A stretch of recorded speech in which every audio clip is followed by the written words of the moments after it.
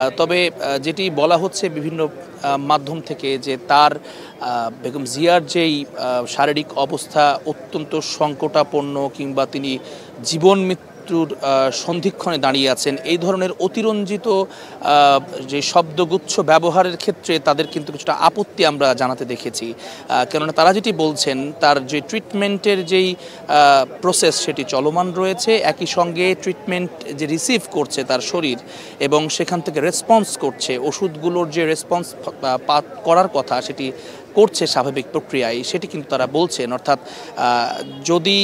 অবনতি বা সংকটাপন্ন অবস্থা বলতে যেটি বোঝানো হচ্ছে বা যে ধরনের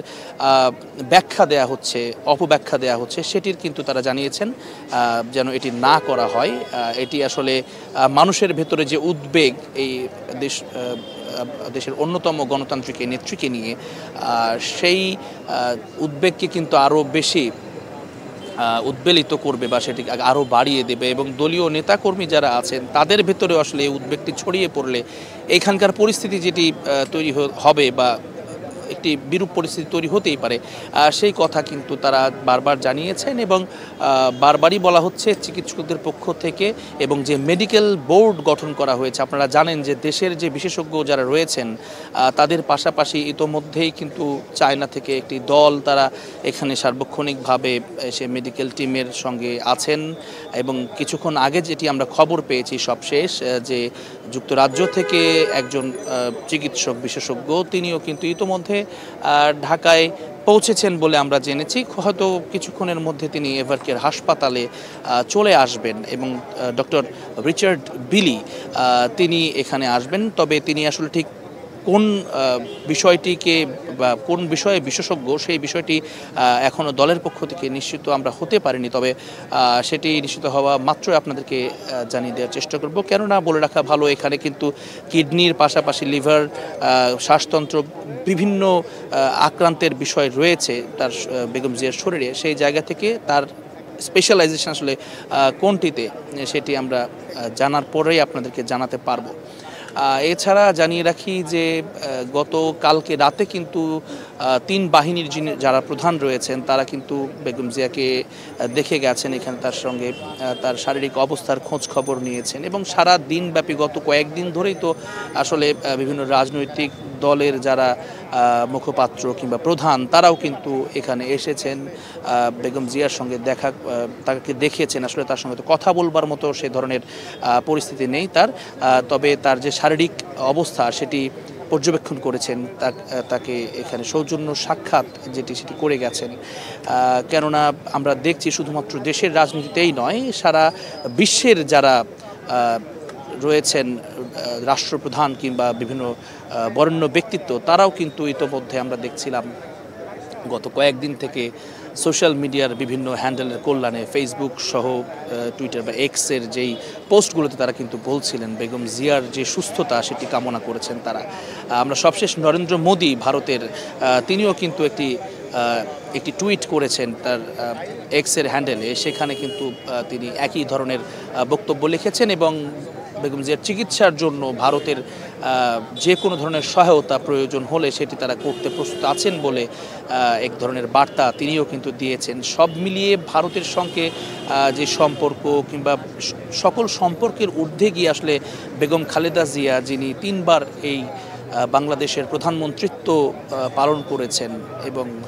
ভোটে হারবার কোনো রেকর্ড তার নেই, গণতন্ত্র প্রতিষ্ঠা বা পুনঃপ্রতিষ্ঠার জন্য বারবার তার যে লড়াই সংগ্রাম সব কিছু মিলিয়ে বাংলাদেশের রাজনীতি তথা সারা বিশ্বে গণতান্ত্রিক ভাবাদর্শে যারা বিশ্বাসী তাদের একজন কাণ্ডারি হিসেবে তার প্রতি কিন্তু শ্রদ্ধাশীল অনেকেই এবং তারা বিভিন্নভাবে তার সুস্থতা কামনা করেছেন, তার শারীরিক অবস্থার খোঁজ খবর নিয়েছেন, তার চিকিৎসার প্রয়োজনীয় যে কোনো প্রয়োজনে তারা পাশে দাঁড়ানোর প্রতিশ্রুতি তারা কিন্তু ব্যক্ত করেছেন। একই সঙ্গে সারা দেশের মানুষ তারাও কিন্তু যে ধর্মীয়ভাবে যেই দোয়ার আয়োজন সেটি করেছেন, বিভিন্ন ধর্মের মানুষই আমরা দেখেছি আসলে সেটি করছেন, প্রত্যেকে যার যার অবস্থান থেকে। সাধারণ মানুষ এখানে যারা এভারকেয়ারের সামনে গত কয়েকদিন ধরেই আমরা দেখছি আসলে মানুষের বিশেষ করে দলীয় নেতাকর্মী যারা আছেন তারা তো আছেনই, এর পাশাপাশি সাধারণ মানুষও কিন্তু আগ্রহী অনেকে এখানে এসেছেন এবং বেগম জিয়াকে সামনাসামনি না দেখতে পারলেও অন্তত এর ভেতরে যে তিনি আছেন সেই জায়গা থেকে এখানে এসে এখানকার পরিস্থিতি এই খোঁজ খবরটি নিয়েছেন, সেটি আসলে এক ধরনের আন্তরিকতার বহিঃপ্রকাশ বলেই কিন্তু সবাই আমরা সেটি পরিলক্ষিত হচ্ছে। এবং বারবার বিএনপির পক্ষ থেকেও বলা হচ্ছে, কেননা আপনারা জানেন যে আসলে এই যে বসুন্ধরা এলাকাটি এখানে একটি অত্যন্ত ব্যস্ততম একটি সড়ক, সেই জায়গাতে দলীয় নেতাকর্মীর যদি চাপ তৈরি হয় সেক্ষেত্রে এখানকার পরিস্থিতি আসলে কিছুটা সামাল দেওয়া কঠিন হয়ে যায় এবং এখানে যাতায়াতের যারা দৈনিক যারা যাতায়াত করেন সেটিও বাধাগ্রস্ত হয়। সব মিলিয়ে তারা কিন্তু দলীয় নেতাকর্মীদেরকে বারবার বলছেন যে এখানে অহেতুক ভিড় না করতে এবং এখানে যে নির্দিষ্ট সময় দেয়া হচ্ছে সেই সময়ে কিন্তু বিএনপির পক্ষ থেকে বিশেষ করে বেগম খালেদা জিয়ার যিনি ব্যক্তিগত চিকিৎসক রয়েছেন ডক্টর AZM জাহিদ মালিক, তিনি কিন্তু বলছেন তার সার্বিক যে পরিস্থিতি বা সবশেষ যে পরিস্থিতি সেটি কিন্তু গণমাধ্যমে তিনি ব্রিফিং করছেন নিয়মিত প্রতিদিন। এর বাইরে অন্যান্য যারা নেতাকর্মী রয়েছেন বা দলের সিনিয়র নেতা যারা রয়েছেন তারা রাজধানীতে বিভিন্ন রাজনৈতিক কর্মসূচি বা যে কোনো ধরনের আয়োজনে তারা গেলেই কিন্তু বেগম জিয়ার যেই শারীরিক সবশেষ যে স্ট্যাটাস সেটি কিন্তু তারা জানাচ্ছেন বা সবশেষ পরিস্থিতি জানানোর চেষ্টা তারা কিন্তু করছেন। এবং মানুষের যেহেতু আগ্রহ রয়েছে বা মানুষের উৎকণ্ঠা রয়েছে বেগম জিয়ার স্বাস্থ্য নিয়ে, সেটির আগ্রহের জায়গা থেকেই তারা রেসপন্স করছেন। একই সঙ্গে বাংলাদেশের বিগত 5ই আগস্ট পরবর্তী 24-এর গণ অভ্যুত্থান পরবর্তী নতুন বাংলাদেশ বিনির্মাণে বা গণতান্ত্রিক যে কাঠামো সেটি পুনরুদ্ধারে বাংলাদেশের সকল রাজনৈতিক দলের ভেতরে এক ধরনের সহাবস্থান তো আছেই, আবার নির্বাচন কেন্দ্রিক বিভিন্ন ধরনের টানাপোড়েনও আছে দলগুলোর মধ্যে। বিশেষ করে ভোটের প্রক্রিয়া, PR, গণভোট কিভাবে হবে, ভোটের আগে হবে না পরে হবে, অর্থাৎ জাতীয় নির্বাচনের সঙ্গে হবে নাকি আগে হবে, নানা ধরনের মতভেদ কিন্তু তৈরি হয়েছিল দলগুলোর ভিতরে। তবে আমরা দেখছি যে সেই রাজনৈতিক মতভেদের বাইরে এসে বেগম জিয়ার এই অসুস্থতায় প্রত্যেক রাজনৈতিক দল ছোট বড় সকলে কিন্তু এখানে এসেছেন এবং তাদের বেগম জিয়ার প্রতি যেই শ্রদ্ধাবোধ, যে ভালোবাসা সেটি কিন্তু তারা জানিয়েছেন এবং সেটি দৃশ্যমান। কেননা তার ব্যক্তিত্বটি এমন বা রাজনৈতিক নেত্রী হিসেবে, নেতা হিসেবে তার ব্যক্তিত্বটি এমনভাবে গড়ে উঠেছে কালের পর কাল ধরে যে গণতন্ত্র এবং বাংলাদেশের গণতন্ত্রের সঙ্গে তার নামটি ওতপ্রোতভাবে জড়িত। তিনি দীর্ঘ দিন ধরে যে গণতন্ত্র পুনরুদ্ধারের লড়াই সেটি করেছেন, সেটি শুধু এখন নয়, গত 17 বছরের তো এক ধরনের কারাভোগ কিংবা সব কিছু মিলিয়ে তার শারীরিক অবস্থার যে অবনতি সব কিছু তো আছে। এর আগেও যদি আমরা ইতিহাসে ফেরত যাই, এরশাদের যেই স্বৈরতন্ত্র ছিল সেই সময়ও কিন্তু আমরা দেখেছি রাজপথে সরব ছিলেন, তখন তার বয়সটাও আরও কম ছিল। সেই সময় কিন্তু রাজপথে সরব থেকে নেতৃত্ব দিয়েছেন সেই গণমানুষের আন্দোলনে, গণতন্ত্র পুনরুদ্ধারে। এবং তারপরে আমরা দেখেছি আসলে তিনি নির্বাচিত হয়েছেন, রাষ্ট্র পরিচালনা করেছেন, এরপরে আরও একবার তিনি প্রধানমন্ত্রিত্ব পেয়েছেন। সব মিলিয়ে তিনি আসলে যে ধরনের রাজনৈতিক ব্যক্তিত্ব বা একজন গণতন্ত্রকামী একজন নেত্রী, সেই জায়গাতে দলীয়ভাবে যেমন তাদের এক ধরনের গ্রহণযোগ্যতা আছে বা তাকে বিভিন্ন নামে ভূষিত করা হয়,